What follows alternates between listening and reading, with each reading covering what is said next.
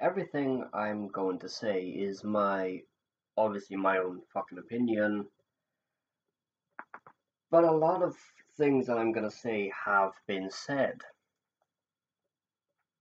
Season 8, Episode 3 of Game of Thrones is fucking disappointing, don't you agree? All this build up for, quite frankly, I freaking forgot how long it's been since the pilot. And to have all that build up for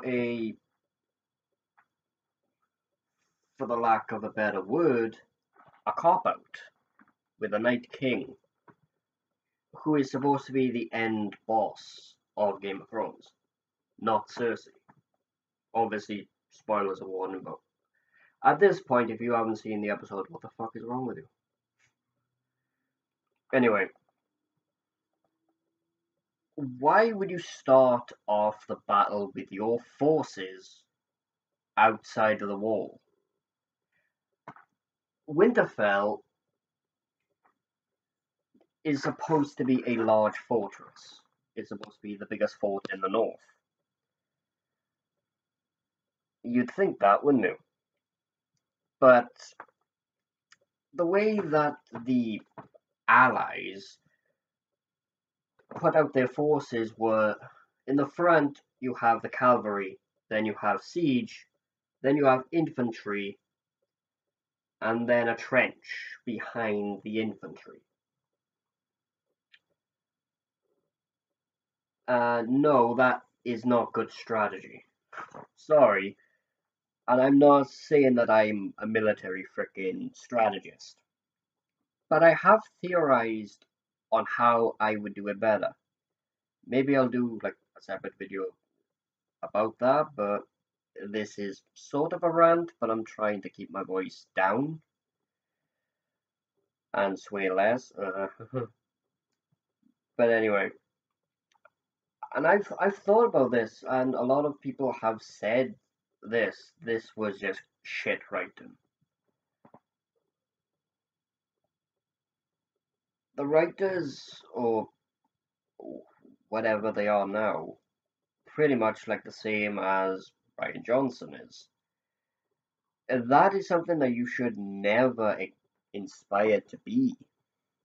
It just proves, like, people have had this.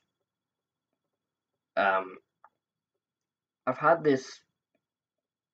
They saw it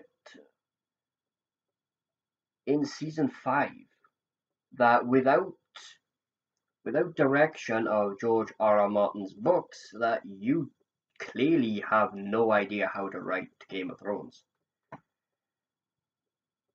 That is your inability to write the way that George does. And I'm not throwing just the screenwriters or the writers under the bus, because it's not entirely their fault. It's half of their fault, yes. But the other fault is George himself. This is what happens when you. I know you said in multiple interviews that you don't want to rush your books. That's fine.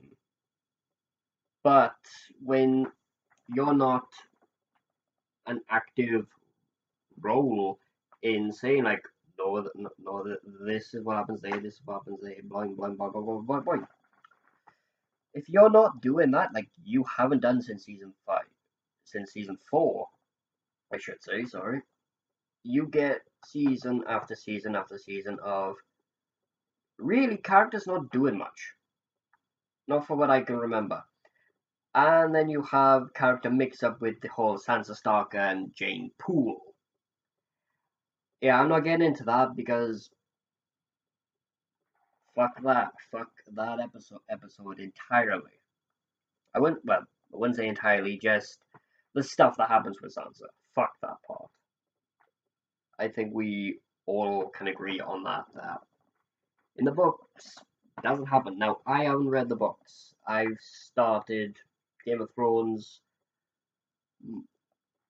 not like most people, but like the other part with the show first. And I I love the show. I love the Song of Ice and Fire.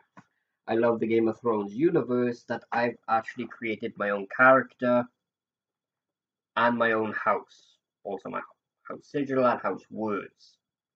Maybe I'll do possibly another video saying like what my house is. Little hint, it is a northern house, so if you want to speculate, feel free. Um, but again, going back to the episode, if this was you, and you've said in your blooming, sorry, I'm rambling, but no script. Um, you said in your behind the episode look that you've known that it was Arya that's gonna the Night King since 3 years ago. One, that is not your decision to make. You did not create Game of Thrones. Game of Thrones is not your IP. It is George's IP. Did he even greenlight any of the issues that you wrote?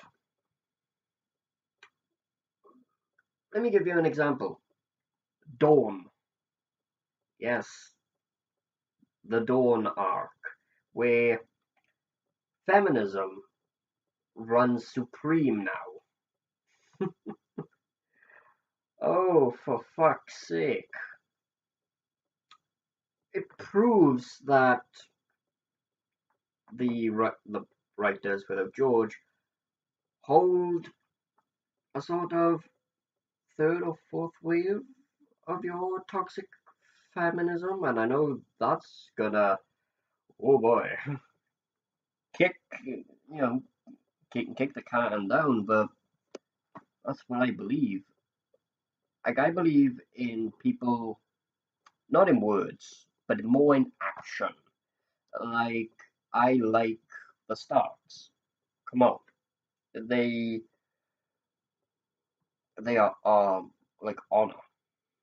They do believe in an honor code, and like what Ned Stark said, the man who passes the sentence must swing the sword. And that resonates with me